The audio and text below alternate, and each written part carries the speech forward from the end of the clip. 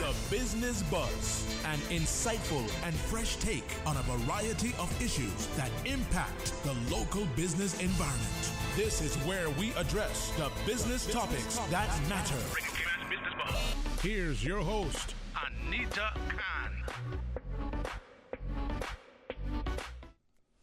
Good morning. It's 22 minutes after 8 o'clock. The Business Buzz is off to a little bit of a late start, but as my mom would say, better late than never. Today is March 10th. Welcome to Radio Cayman's Business Buzz.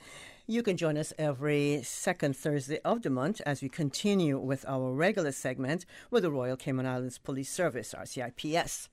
As you know, March is honoring Women's Month in the Cayman Islands, and in this segment, we will touch on motivation for joining the Royal Cayman Islands Police Service, RCIPS, and the Cayman Islands Coast Guard, that's CICG. We will look at some of the challenges, if any, facing officers today. We will get advice for aspiring officers and learn more about what it takes to be an officer from a woman's perspective. Our guests are in the studio this morning, and they're all females, and I would like to welcome them. Good morning, ladies. Good morning. Good morning. And we'll start with having them introduce themselves and tell us their role within their organization. Well, you're looking at me, so yes, here I go. Yes, definitely. Well, I'm Jodie Portray. I'm no stranger. Everybody knows me from every second Thursday of the month with you guys. I am a police officer. I've been a police officer. This year will make 12 years in the service and 14 years in the civil service in general. And yeah, I'm the police media officer for the Royal Cayman Islands Police Service. Well, as usual, welcome to the Business Buzz, Julia. Good morning, Anita. Nice to see you again. Good morning to our listeners. My name is Nancy Kirkcaldy-Barnard. I'm the Deputy Chief Officer for the Office of the Commissioner of Police. So I'd like to especially note the Cayman Islands Coast Guard, which was enacted by law last year. And Commander Robert Scotland and his lieutenant is doing a fabulous job, and would like to talk about getting more women involved in that service as well as police. So I support all the business functions and human resource functions for the Commissioner of Police and for Commander Scotland. Okay. Hi, good morning. I'm Wendy Parchment, and I'm the inspector at the Cayman Islands Prisoners Detention Center. Okay. Hi, good morning. My name is Latoya Nixon, and I work at the Cayman Islands Coast Guard. Well, good morning again, ladies. It's good to have you in the studio. And as we said, it's honoring Women's Month. We just had International Women's Day on this past Tuesday. So I'd like to say it's a couple of days off, but nevertheless, happy International Women's Day. Well, we have the whole month, so it's absolutely relevant. That's right. And tell you what, we'll take the year. We'll take life, if possible. So apparently we have, by the World Economic Forum, 135 years in that. That's what they say it's going to take us to have true gender equity. So they look at 4 global trends and outcomes: political empowerment and how many seats we have in Parliament, etc., in senior civil service and in business, political participation, economic participation and opportunity, and education and health. Education and health is one of the closest, but in terms of all the others, we have a long way to go. So we need much more than a month. Okay. And hashtag break the bias. Break the bias. Break the bias. Oh, yeah. Go, Nancy. We want to say thank you to our sponsors this morning: Cayman Insurance Center, Cayman Medical Supplies, and of course TCE Paint. Now, we know that the Royal Cayman Islands Police Service, they have published a Women's Day video. I haven't had a chance to look at it as yet. It was published this week, and Inspector Parchment, she took part in the video. So can you tell us about the video and the significance of the parade, Inspector Parchment? I was almost crying out there describing it to Jody. I have almost 36 years in the Royal Cayman Islands Police Service, and I've never had the opportunity to see so many women in the parade, and not just in it, but actually leading the parade. So for me, that was a milestone. That was one of the greatest achievements I think that we could possibly have made. When you sit back and think about the times that I started, we only had probably around 20 female officers. For me, it was really one of the best moments, because the commissioner agreed to allow me to stand in for him. And as you know, we have never had a female commissioner. So even just for an hour, that was significant. It tells me that there's a possibility that, you know, a woman will one day be in that role, that rank. And I felt honored that he allowed that leadership. And obviously he would have had to see it in the females for him to approve the parade. So I felt like I was knocking down doors at that stage. Like you did, because we've never had a female leading the parade. I've been here 40 years this year, and I've never seen that. So congratulations. We've also never had a parade with only female participants, and that's what that parade was. Yes. We had no males participate in that parade. All women. All women. You girls rock. Look at that. Oh my goodness, that's amazing. Well, congratulations. Thank you. So were you in the parade, Julianne? I was, and I think the organizers found it fitting, considering it was a parade for the Queen's Platinum Jubilee. Mm-hmm. So they found it fitting for that particular parade to have been an all-women's parade, and which was the first ever in the RCIPS history. I don't know if any of the other services have had that either. So, yeah. Mm-hmm. So you had the flag and the whole thing. Everything. Everybody, the whole. All the bells and whistles. Yeah. All of them. And I was actually driven. I was chauffeured. Can you come up closer to the mic, please? Sorry. Mm-hmm. Thank you. I was chauffeured, and so I really felt like the boss. Well, you were the boss for that. Even for that hour or two, it was to me just magnificent. So did you get taken back to your car? Oh yeah, they wanted to drop me back, and I was, of course, my daughter met me afterwards, but they were like, "I'm gonna drive you back." I'm like, "No, she's here. It's okay." Yeah, and I just want to give a shout out to Matt Brown and his team who developed that video for us. They came out to practices, they came out to our dress rehearsal, they came out to before the parade to see what we did before, to get ready, and then they came out afterwards as well to do the interviews and so on. So they definitely did go the extra mile for us, and I want to thank them for that. That's the group from Friday. Yes. They made me look good. They deserve all the credit. So do you think that the next parade you'll be leading that as well? Well, hopefully. I really, so the commander of the parade itself was Sergeant Karen Watson. Remarkable leadership. Really, really good. I'm too old now. My knees won't allow me to go that far, But I'd stand in for the commissioner again, anytime. You go. You're breaking those biases, right? And what we want to do is make sure that more women are elevated and promoted to those roles, to superintendent, to deputy commissioner, and eventually commissioner. That's right. That's right. Now we have LaTorre Nixon in the room. Yes, Mom. Were you a part of any sort of Coast Guard parades, ceremonial parades, as yet? Recently, yes, I have been. When we were at the Seafarers Association meet that we had at Pedro Castle. Okay. I was a part of I think it was a Queen's birthday last year, if I'm not mistaken, when we were out front the governor's house, which I was able to take part in while I was in training, getting used to standing long. I didn't make it, but I did as best as I could. Okay. Now we're going to take a quick break. If you're just joining us, you're listening to the Business Buzz. We have a full house this morning.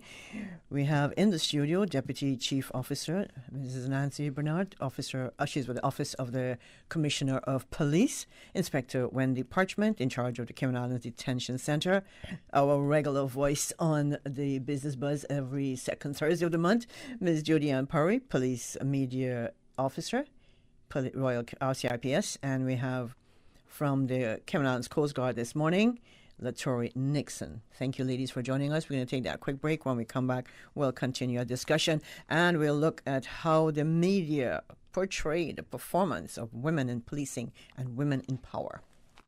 I'm Michael Webster. And I'm Denise Brown of Cayman Insurance Center. Family is not the most important thing, it's everything. And for 45 years, we have worked with the community and their families on protecting themselves for the future. Whether it's providing top-rated life insurance or protecting your family's household investment. From our family to yours, we understand and we care. I'm Denise Brown. Call me at 814-7229. And I'm Michael Webster at 925-5433. We are Cayman Insurance Center, specializing in property, life, and other lines of insurance products and services at an affordable rate. We are Michael and Denise at Cayman Insurance Center. Call today. Oh gosh.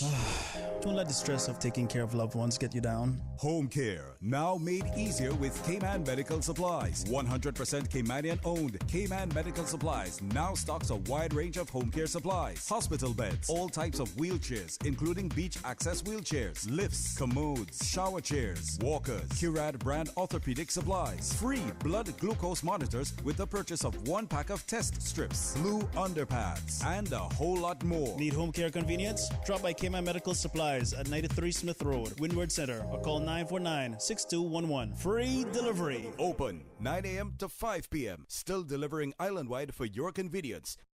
It's in our name. Fried chicken, it's our thing. Others may try, but we have the original. We put the extra and extra crispy. And our secret in everyone's mouth. So if we want to make the best chicken sandwich, we just need to put our name on it. New Kentucky Chicken Sandwich.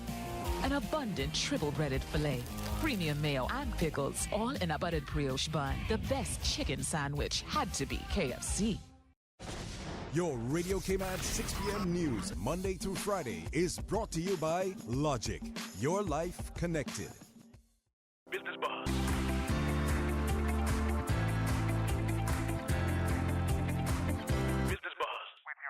Anita Khan.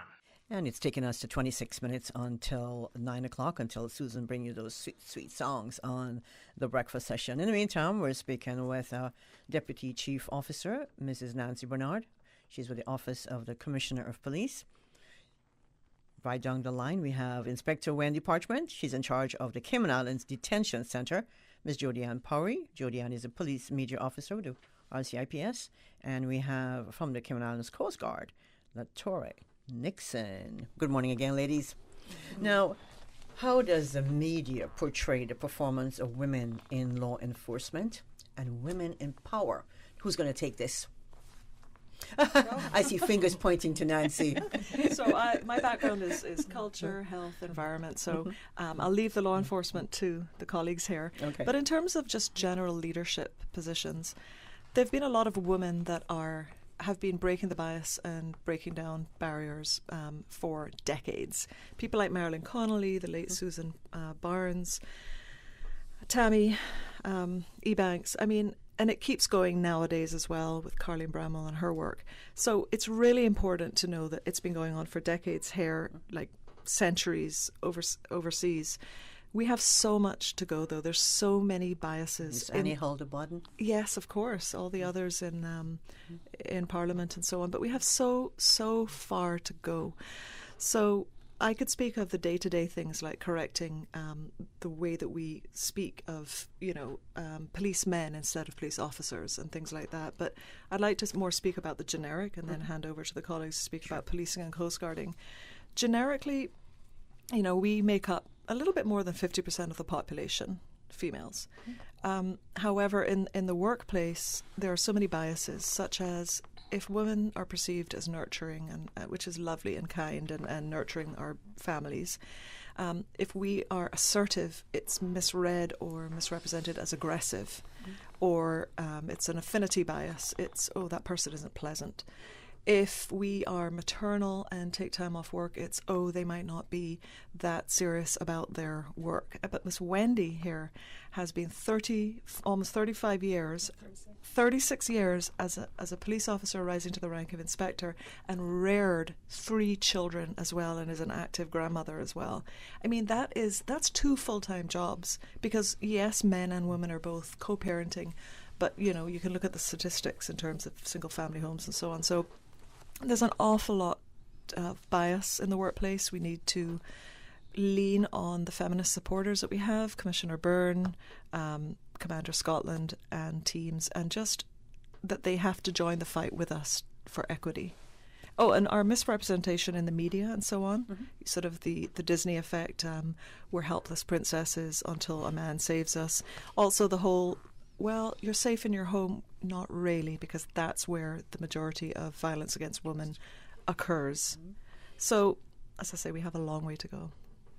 Oh, but we can do it. We can do it, yeah. We can break those biases.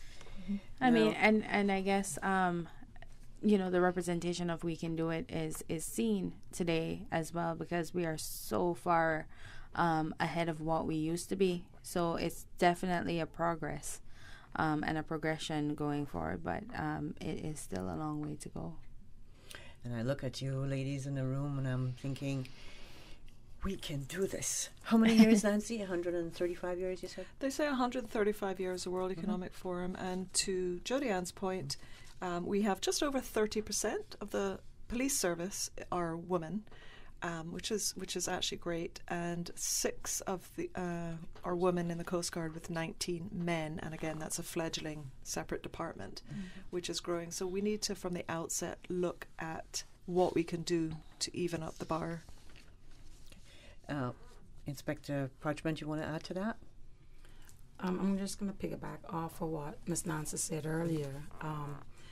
I'm told that I'm too nurturing to people who come in my detention center, and if someone has a mental illness, or if someone is just aggressive by nature, but I can speak to them, it's like it's either I'm supporting their behavior or that I'm too kind to the individual.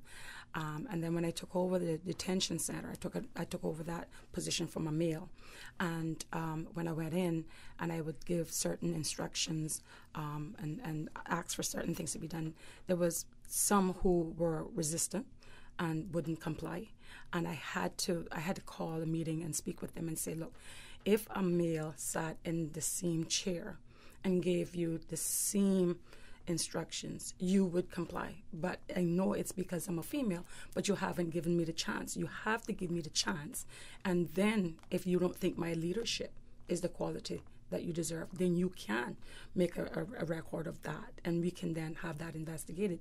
But I know that I am one of the best leaders that you're going to have. And it took a while. It took a while for them to warm up to me. And I had to put aside my personal feelings and then just show them that I am going to be good at what I'm doing. And there's no doubt I'm still there. So obviously the commissioner is confident in my leadership, or I would not be in the position. How long have you been with the detention center? From the 8th of March, 2019. Okay. So you've been in a position for a little bit, yes, a couple of years. Yes. Okay, now we've got a caller on the line. Caller, good morning. Good morning. How are you doing? Good morning, sir. How are you? Just want to say hi to Inspector Parchment. Good morning, Mr. Walters. Morning, sir. Thank you. You're making my eyes water, man. Thank you. Thank you very, very much. I appreciate the support. All right. Anyway, I won't be long. Just call to say hi. You're making my eyes water. Thank you, Mr. Walters. I love you. Thank you for the call. Yes. Mr. Walters, we'd just love to bring some tissue over for you and say, give you a hug. Thank you. Anyway, thank you so much. God bless. Thank you. You too. Thank you, Mr. Walters. And is that former police? Yes, Vincent Walters. I love him. He On was the our driving instructor. Motorcycle. Was in traffic for many years. Yes. He was my driving instructor when I was in training as well. Yes. I'm sure he wasn't easy. No, he was not. Anita, the love that we're expressing here for our colleagues, men included, is really important because people have said, well, hang on a minute, we're all one human species. Why even have an International Women's Day month, whatever? Well, it's because we don't have the equity yet. But it doesn't mean that it's us against them. It's very much let's have our husbands, fathers, sons, male cousins, colleagues be with us in this. Let's start with the men. Yeah, and the one thing that I need to also say in relation to that is that most of my friends are male.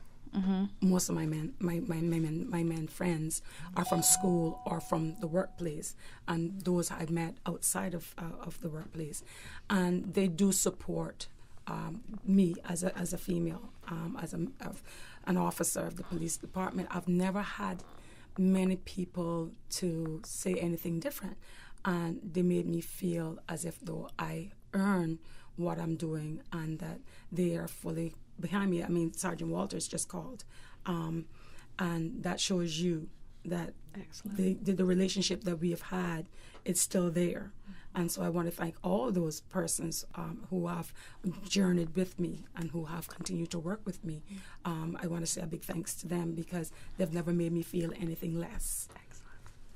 I think that one of the issues that we have with women in law enforcement is the way that law enforcement is portrayed on TV. It's always portrayed as this macho job that women can't really do because they're not strong enough or they're not physically capable. And I mean, Miss Parchment has been doing it for 36 years. I've been doing it for 12. This young lady just took on a massive role because being a seaman is not easy. And a sea woman. We're working on changing. We're working on that. We're working on that. It's definitely not an easy role. The training for that is extremely challenging. But here she is sitting today. She completed that. So, and if all of us around this table could have done it, that means that any other woman can if she really puts her mind to it. Okay. Well, we're almost out of time. Susan, you have to extend this morning. I don't know. I'll have to buy some time from you. As a professional in the male-dominated field, as we can see, what are some of the things that you have to deal with on a daily basis that members of the public cannot even dare to imagine? Let's go. Let's go, Latori. It's Latori's turn to speak up, I guess. I would honestly say it's the egos that the public don't see, but it builds you as a woman to be working around it, to build the endurance to hold your ground in a masculine environment, in my opinion. Oh my gosh, she said so much in that very short one statement. 2 words, right? Yes. Yeah. Yes. I'm feeling you there. Yeah. I'm done.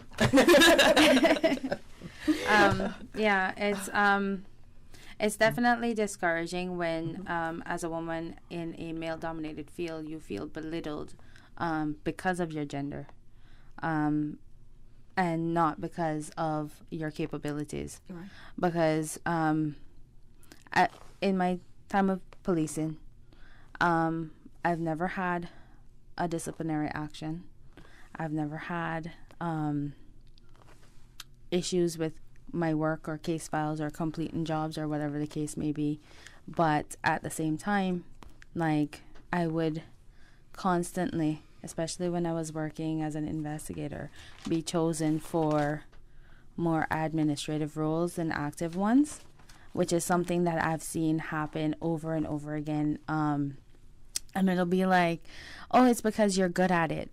I'm like, yeah, but I'm sure that everybody else has penmanship and can write. So let's share the role a little bit, let's switch it up.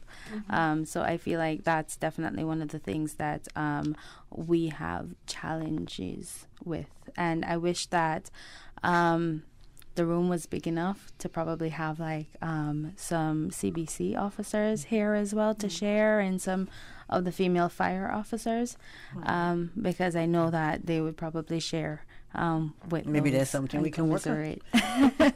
Just to add to, I think for those of us who choose to have children or want to have children, it's actually incredible that we can maintain our work while having such a limited parental leave. And I know that the private sector, there's 2 women looking into that, and also the government is looking into seriously expanding that, because if you look at it in hard economic sense, we're raising the next labour force. Right. But I remember breastfeeding my children while being the director of the National Gallery, and sometimes once a delivery person walked into the room and was stunned, and I'm like, well, this is the modus operandi. I have to feed the next generation's labour force whilst doing my job, and it's exhausting. It's not expected of the male gender, and it's expected of us, and yet we do it, and yet we persevere. The other thing is we have great role models, right? Gloria Macfield Nixon is and you head of she's head of the portfolio of the civil service and has acted as deputy governor on many occasions when our DG's away, and they're very keen, herself and DG, on promoting gender equity, as is the Police Service Commission. Very, very keen on seeing women promoted to these levels. But what Jodie talked about was unconscious bias. We have to be very careful. It's insidious. It's not so much actual bias that someone's setting out to do because you're a woman. It's unconscious, and it infiltrates everything. When do you want to, before we go to break? Gee, I was trying to stay away from that particular one because it kind of hits home with me. I'm very assertive. I'm a no-nonsense person. I stand up to giants. I'm not afraid to speak. And I don't think RCIPS was ready for a person like me. I went through a lot, but those wounds have healed because I have progressed. And I'm not afraid to challenge anyone. And there are times that I know that it bothers people that I'm not afraid to speak, because I'm very loud, I'm very confident, and that is an issue. But again, I'll go back that if I was a man, others would not treat me the same. It would be taken lightly or differently. Wendy, I'm almost scared of you. No, I'm just kidding. We're all proud of you. And on that note, we're going to take that quick break. Thank you, Susan. Oh gosh.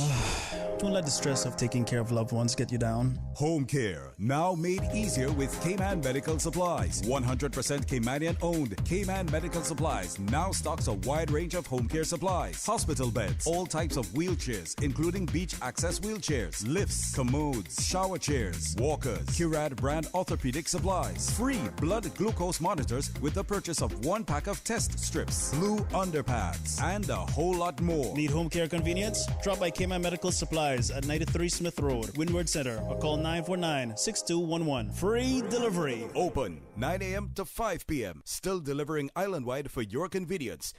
I'm Michael Webster. And I'm Denise Brown of Cayman Insurance Center. Family is not the most important thing, it's everything. And for 45 years, we have worked with the community and their families on protecting themselves for the future. Whether it's providing top-rated life insurance or protecting your family's household investment. From our family to yours, we understand and we care. I'm Denise Brown. Call me at 814-7229. And I'm Michael Webster at 925-5433. We are Cayman Insurance Center, specializing in property, life, and other lines of insurance products and services at an affordable rate. We are Michael and Denise at Cayman Insurance Center. Call today. Government's new recruitment portal offers job seekers a paperless online process that makes it easy to apply for more than one job anywhere, anytime. With this step forward in our online recruitment presence, you can keep track of outstanding applications and appointments and receive notifications about your applications. Visit the careers.gov.ky portal and use the new one-stop shop for civil service recruitment to further your career. Let me tell you something. I've been fishing our island since I was a boy, and it's getting harder and harder to get a good catch. Maybe it's because there are so many more people in Cayman than ever before. Maybe it's because of how the climate is changing. I don't know about that, but I do know that I want to be able to keep fishing and teach my children to fish one day as well. So it makes sense to me that we have certain areas and certain times of the year to fish for certain things. This year, a new rule was placed on fishing for grouper. that says no one can fish for Nassau grouper anywhere in Cayman from December 1st to April 30th while they're spawning. There is also no fishing allowed at all for any kinds of fish in the spawning zones, and no scuba diving there either. It feels unfair not to be allowed to fish where my daddy taught me to fish, but I know that being patient now means we can keep fishing for many more generations. We're all in this together, right? For more info, download the Cayman DOE app or visit doe.ky. The Ministry of Planning would like to remind the community that Cardinal Avenue will be closed to vehicular traffic from Monday, 14th of March, to facilitate the Business District Enhancement Project. Motorists can continue to access Central Georgetown from Seafarers Way via Fort Street or Mary Street. Cardinal Avenue remains open to foot traffic for access to shops, cafes, and businesses. For more information and project updates, follow the Georgetown Revitalization Initiative on Facebook and Instagram. Business Buzz.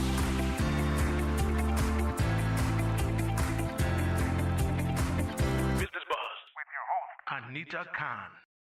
Time is just flying away from it this morning. Good morning. Thank you. Welcome back to the Business Buzz. We have a full house in the studio this morning. We're speaking with Deputy Chief Officer, Mrs. Nancy Bernard. She's with the Office of the Commissioner of Police. Inspector Wendy Parchment, in charge of the Cayman Islands Detention Center.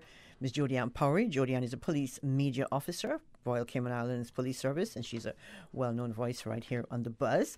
And we have can I just say Sea Woman? I don't like the Seaman. Sea Woman with the Cayman Islands Coast Guard. We're nailing that in today. Miss Latori Nixon. Good morning again, ladies. Good morning. Glad you didn't leave me during the break. Now, the question is, what is being done to increase the number of women officers as well as civilian roles within the recruitment process, and to increase the retention and promotion of those exceptional women within the services? Well, from my role and my perspective, one of the things that I definitely do, and my team as well as the senior leadership team does within the services, is that they put women, especially young women who are in the service, forward whenever there is media opportunities. And so if you saw the Heroes Day video that came out, there was a young lady, her name is Michaela. She was the person that we chose to represent the service on that video. She is a recently graduated probationary officer. She's a young Caymanian female, and I felt like that representation, seeing her being so young, representing the service, would hopefully encourage more young ladies to come forward and choose policing and law enforcement on a whole in general as a career. I know that the Coast Guard definitely does that as well. One, with the representation with Miss Latori here, but also they're always happy to show the female officers, the very few that they have, because of the applications. And again, it's about how the media portrays that kind of role. So, they are definitely doing their part as well in breaking the bias by putting forward the female officers on their social media posts. Miss Erica is always being represented in their videos and so on. So I definitely feel like that is one of the things that we do.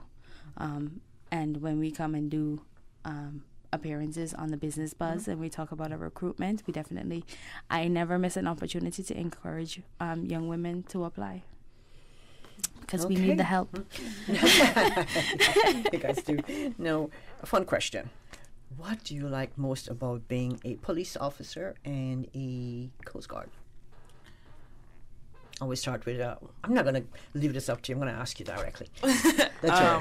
So for me, being a Coast Guard officer, I'd have to say how my shift pattern is.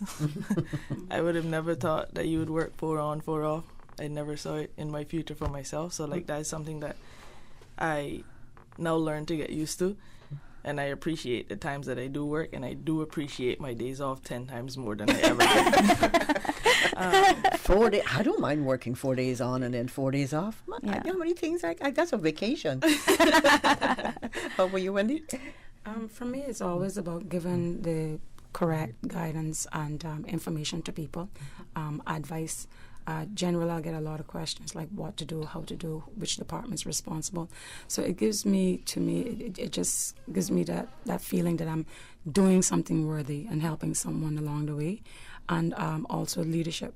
Once I know that my officers are in need of training, and I'm able to fulfill that, get them on that training and see them do well, that is a great satisfaction for me. Okay. Julianne? For me, I think that how dynamic the job is one of the best parts for me. In 12 years, I was able to work in so many different areas and in so many different places. I was a community officer for East End once. I used to be a detective in the criminal investigations department. I've worked on major investigations in the MIR rooms. I've done media with the police media officer role that I'm in now. There's so many things. I think that people, when they think of police officers or law enforcement officers, they think of the front-facing role of going to reports and doing tickets and that kind of stuff. And while I had fun doing all those things in in my early years as a police officer, there is so much more to the job as well. We have financial crime officers. We have family support officers. We have civilian roles within that as well, where if IT is your thing, we have an IT department. We also have a cybercrime unit. So, it's just such a wide variety of things that you can do within policing. And that's one of the best parts for me. Okay. Mm-hmm. You just control the whole. She's a boss. She's a boss. We're done. Nancy, how about you? You're the office of Commissioner of Police. I'm the civilian. It takes about a quarter to a third of us to help to support what is our mandate. And there's hardly ever a day goes by that we don't sit there and go, oh my goodness, we have a desk job and a lot of walking around, checking in on 30 plus different units at the police and a few different units at Coast Guard, but we're not at the same level of risk. And so hats off to all of you who are at the level of risk to protect the community. But I just want to touch on, just to wrap up a little bit, some of the things we've already discussed. We've talked about likability bias. Wendy discussed that, how if a woman's assertive, it can come across as a certain way because of the bias against women and how we should be. The performance bias, maternal bias, attribution, affinity, and intersectionality, which is basically that we're so far talking about men and women. We're not talking about the other issues that some women have, if they may be LGBTQ plus women, or if they may be women of color, or a white woman in a predominantly group of colored people. So it's all like there's all these other aspects of race, ethnicity, religion, sexuality, gender that come in as well. Yes. Nancy, we have a caller on the line. Caller, good morning. Good morning. Thank you very much, Officer Nancy, for being there. Officer Nancy. Young ladies, I cannot commend you enough. You are doing a job that no male can do. There are aspects of your policing that are going to be relevant to you and you alone, especially in our society. You're special. You're critically important. Thank you very much for your contribution to our police work. Thank you, caller. And that's a very familiar voice as well. We're almost out of time, but Susan's going to give us a couple of minutes because it's International Women's Month. So she's got to see with us this morning. Now, before we leave, what would be your top tips for women aspiring for a career in law enforcement? We'll start with LaToya. I would definitely say make sure you're mentally strong, physically strong. Keep yourself balanced, and know what you want and work towards what you want, and keep your head up in that direction. I feel like if you're coming into Coast Guard as well, you need that in order to continue to be successful, But being mentally strong, physically strong, and having your morals set in line, you should be good. I don't need Sorry, anything. sorry, Right. Wendy. You're so young. I'm not going to ask your age, but for someone so young, I'm so proud of you. Yes. Thank you. Absolutely. Wendy, sorry. I don't think I needed to say anything more. She has covered it. And that's exactly what the young women or any woman who wish to join any of our organizations need to remember. It is important that you have a strong mind and the ability to do the job, but know that you must have your own confidence and never sacrifice your integrity for anyone or anything, because the importance is that this world is so small, and the news about our behavior gets out there so fast. So you have to come in and you have to say, this is what I'm going to do, and just do it. That's right. Jodianne? I just want to say, I want young women especially to just do what they want to do what they dream of doing, and not consider what society thinks that you can do. Because if we all did that, then there would be no women in policing, and we would be still saying policemen and not police officers in the world today. And so just do what you want to do and not let anybody stop you from doing it. Amen. Nancy? Just to wrap up, I guess, have a fire in your belly, have a passion. And so in policing, whatever aspect of policing or coast guarding or CBC, fire or other uniformed officers, have a passion for making things safer at sea, safer at land, safer in the household, and so on. And what we allow will continue. So if you see something, say something, speak out about it, agitate towards it. But again, recognizing we're all different. Thank goodness for the quieter ones instead of all the rabble-rousers always. And I put my hand up in that one because we need those. It takes all of us. We It definitely need those as well. Nancy, thank you so much. I want to say thank you to our guests this morning, all of them, all females, and I feel so safe. Miss Anita, I just want to say, if you guys want to see our Women's Day video that we put out, you can just visit our social media pages, our Instagram in particular, to see that video and to see Miss Wendy shine in that video, because she did an awesome job. So, yeah, okay. just before we go. Thanks. I want to say thanks to each and every one of you. I've learned so much this morning, and it's a pleasure to be sitting with so many strong women in the same room. Thanks to our producer, Miss Susan Watson. Susan, you feel strong as well, right? Yeah, yes, definitely. Thanks to Deputy Chief Officer, Mrs. Nancy Bernard, Office of the Commissioner of Police. Inspector Wendy Parchman. Thank you, Wendy. Wendy's in charge of the Cayman Islands Detention Center. Ms. Jodianne Powery. She's, of course, a Police Media Officer with the RCIPS. And Latori Nixon. We need a drum roll for Latori. Yes. See, woman with the Cayman Islands Coast Guard. Thank you again, ladies. And, of course, thanks to all our listeners, our YouTube viewers, and our callers this morning, and our producer, Miss Susan Watson. Thanks to our sponsors of the Buzz, Cayman Insurance Center, Cayman Medical Supplies, and TCE Paint. Until Tuesday, March 15th, when we bring you another Business Buzz. I want to say, please stay safe. Have a wonderful Thursday. From me, your host, Anita Khan. Goodbye. The Business Buzz is proudly sponsored by Cayman Medical Supplies. Call them at 949-6211. Optical Outlook, now at their new location in Anderson Square. Come see the difference with Optical Outlook. And Cayman Insurance Center, celebrating 45 years in the Cayman Islands, specializing in property, life, and other lines of insurance products and services. And TCE Paint Shop, with 3 locations to better serve your home decor needs. Cox Lumber, Sparky Drive, Cox Lumber, Town, and the original store at 27 Godfrey Nixon Way. Satisfaction is guaranteed 24 hours a day, whether it's music or information. Grand Cayman to Cayman Brac to Little Cayman. We've got you covered.